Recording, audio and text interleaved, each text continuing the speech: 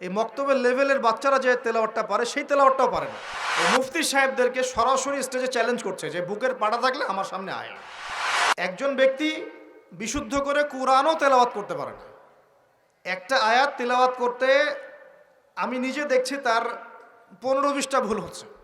ভুলগুলো এমন major major ভুল হচ্ছে যে আয়াতের অর্থ বিকৃত হয়ে যাচ্ছে।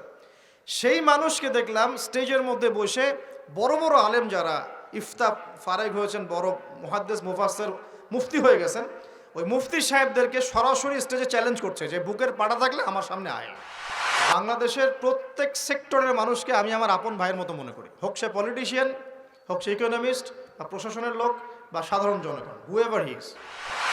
কিছু মানুষ কথার রূপকথাও ধরতে পারে না, এমনও কিছু মিন মাইন্ডেড মানুষ আমাদের সমাজে আছে, কথা সেন্টেন্সের রূপকথাও ধরার মতো জ্ঞান আল্লাহ পাক তাদেরকে দেন নাই। ইউসুফ আলাইহিস সালামকে ডাকছেন, ইউসুফ আলাইহিস সালাম সামনে আসলেন। এখন ওই যে আজিজ তার স্ত্রী মহিলাদেরকে ডেকে বলছেন তোমাদের হাতে একটা করে চাকু, একটা করে ফল আছে, ইউসুফ আসো, বাইরে আসো। ইউসুফ বের হলেন। ইউসুফ আলাইহিস সালামকে দেখে এই মহিলাটা কি করেছিল, ওই ফল কাটতে গিয়ে হাত কেটে ফেলছে। হাত কেটে ইউসুফের দিকে তাকিয়ে তারা বলছে যে মা হাযা ইল্লা বাশারা, এটা তো মানুষ না, ইনি তো মনে হচ্ছে মালাকুন কারীম, একজন সম্মানিত ফেরেশতা। কি বলছেন মেয়েরা, এ তো মানুষ না, এ তো মনে হচ্ছে ফেরেশতা, এত সুদর্শন, এত সুন্দর মানুষ হয়। তো এখন এই মহিলাগুলো কি ইউসুফ আলাইহিস সালামকে ফেরেশতার সাথে তুলনা করলো? বুঝতে পারেন না কথা? এই মহিলারা কি ইউসুফ আলাইহিস সালামকে ফেরেশতা বানায় দিল, না একটা উপমা দিয়েছে? আশ্চর্য একটা বিষয়। আপনি যদি মদিনায় যান, পরিবেশ দেখে বলেন মাশাআল্লাহ একটা জান্নাতি পরিবেশ আছে, মানে কি আপনি মদিনা সমান সমান জান্নাত বানালেন? মানে এরা বাম পক্ষ সমান সমান ডান পক্ষ প্রমাণিত, এই তত্ত্বে বিশ্বাস করে। মানে ওই যে left hand side right hand side অঙ্ক করছেন না, 2+2 = 4।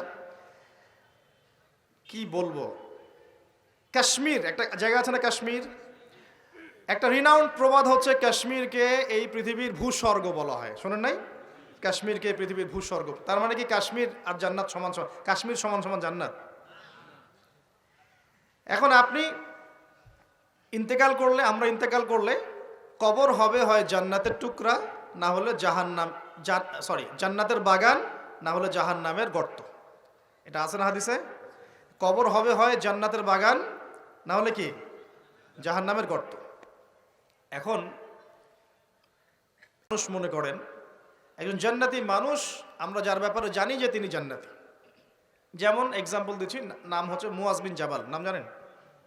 সাহাবী নাম শুনেছেন? মুয়াজ বিন জাবাল রাদিয়াল্লাহু আনহু ইনশাআল্লাহ জান্নাতি না জাহান্নামী? ইনশাআল্লাহ জান্নাতি। এখন মাওলানা তারেক জামিল সাহেব তিনি তার হাফিজাহুল্লাহ তার কবর জিয়ারত করতে গিয়েছেন, এই কয়েকদিন আগের ঘটনা। আর সেখানে গিয়ে তিনি বলছেন যে আমি কবরের সামনে দাঁড়িয়ে আমি দোয়া করতে শুরু করলাম, মিশকাম্বরের ঘ্রাণ পেতে শুরু করলাম। মাওলানা তারেক জামিল হুজুরের ভিডিও ক্লিপ আছে, দেখেন ইউটিউবে। তিনি বলছেন এখন এই যে সাহাবী মুয়াজ বিন জাবাল একজন জান্নাতি সাহাবী, তো তার মাকবারা থেকে যে মিশকাম্বরের ঘ্রাণ আসলে এটা কি জাহান্নাম থেকে আসবে? এখন কেউ যদি বলে যে মাশাআল্লাহ এই ঘ্রাণ শুনে তো মনে হচ্ছে যে এটা জান্নাতি ঘ্রাণ, তার মানে কি সেই কবরটাকে জান্নাতের সাথে তুলনা করলো? মানে কবরটা সমান সমান জান্নাত। এই যে 2+2 4 মিলানোর চেষ্টা করে, মানে মানুষের ইন্টেলেকচুয়াল লেভেল কত নিচু হয়ে গেলে একটা রূপকথাও মানুষ বুঝতে চেষ্টা করে না। আর এই সিলি একটা ইস্যুকে নিয়ে সারা অনলাইন গরম করে রেখে দিল। ভাবখানা এমন যে ইসলামিক খেলাফত কায়েম হয়ে গেছে, আর কোনো ইস্যুই বাকি নাই, এই একটা ইস্যুই বাকি আছে, এটা শেষ হলেই খতম, খালাস। আমি আপনাদেরকে রিকোয়েস্ট করব যে পড়াশোনা করেন এবং দূরদর্শিতা অর্জন করেন। উম্মাহ এখন কোন জায়গায় আছে, আমাদের ল্যাকিংসগুলো কোন কোন জায়গায়, এবং কোন কোন জায়গায় আমাদের বেশি কাজ করতে হবে সেগুলোকে বেশি গুরুত্ব দেন। আর দিন শেখার জন্য অনলাইন একমাত্র প্ল্যাটফর্ম নয়, এখানে পড়ে থাকবেন না। এখানে ফিতনা বেশি, এখানে জ্ঞানের চাইতে ফিতনা কিন্তু বেশি। এখানে জ্ঞান যতটুকু পাবেন তার চেয়ে ফিতনা ফাসাদ বেশি।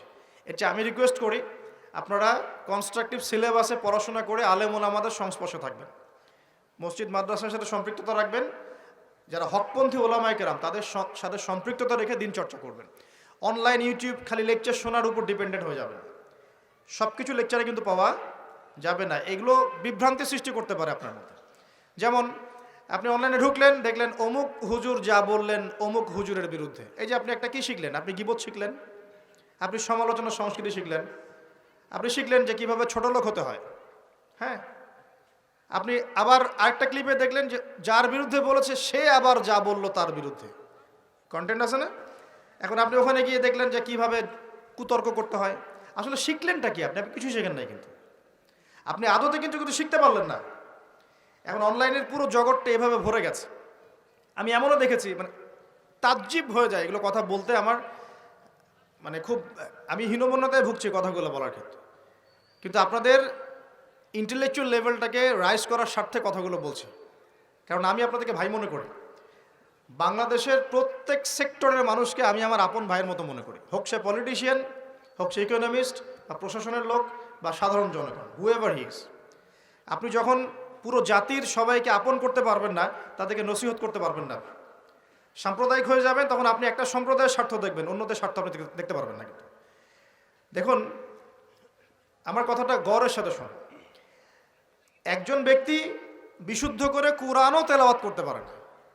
একটা আয়াত তেলাওয়াত করতে আমি নিজে দেখছি তার 15-20টা ভুল হচ্ছে। ভুলগুলো এমন মেজর মেজর ভুল হচ্ছে যে আয়াতের অর্থ বিকৃত হয়ে যাচ্ছে। সেই মানুষকে দেখলাম স্টেজের মধ্যে বসে, বড় বড় আলেম যারা ইফতা ফারেগ হয়েছেন, বড় মুহাদ্দিস মুফাসসির মুফতি হয়ে গেছেন, ওই মুফতি সাহেবদেরকে সরাসরি স্টেজে চ্যালেঞ্জ করছে যে বুকের পাটা থাকলে আমার সামনে আয়। অথচ আমি নিজে তেলাওয়াত শুনে দেখলাম সূরা নিসার একটা আয়াত তেলাওয়াত করতে 12টা ভুল করে ফেলতেছে। তেলাওয়াতই হয় না, মানে মদ মাখরাজ মক্তব আছে না, মক্তব, এই মক্তবের লেভেলের বাচ্চারা যে তেলাওয়াতটা পারে সেই তেলাওয়াতটাও পারে না। এটা আপনারা হয়তো বুঝবেন না, কারণ অনেকে বুঝবেন না, যারা আলেম তারা বুঝবেন কথাটা।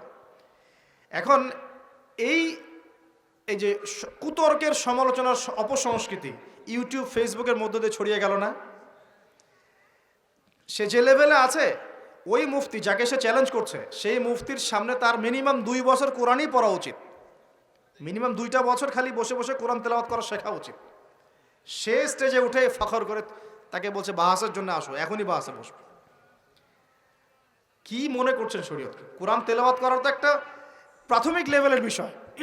এরপরে ব্যাকরণ জানতে হয়, এর নাহু সরফের জ্ঞান দরকার হয়, এর বালাগাতের জ্ঞান দরকার হয়, এর উসুল জানতে হয়, ইবারত পড়া শিখতে হয়, হাদিসের কিতাবগুলো আপনার গবেষণা করার যোগ্যতা অর্জন করতে হয়, ফিকের বইগুলো পড়তে হয়, উসুলে ফিকের বই পড়তে হয়, উসুলে হাদিসের বই পড়তে হয়, আকীদার বই পড়তে হয়। কত পড়াশোনা করে একজন মানুষ মুফতি হয়, ইফতা করে মুফতি হয়।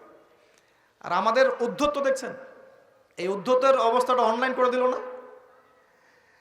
মানে আমি এই জন্য রিকোয়েস্ট করতেছি যে কনস্ট্রাকটিভ সিলেবাসে পড়াশোনা করবেন, আলেম ওলামার সাথে সম্পর্ক রেখে সিলেবাস মেনটেন করে পড়াশোনা করবেন। শুধুমাত্র অনলাইন ডিপেন্ডেন্ট হয়ে দিন শিখতে চান না, আপনি বিভ্রান্ত হয়ে যাবেন।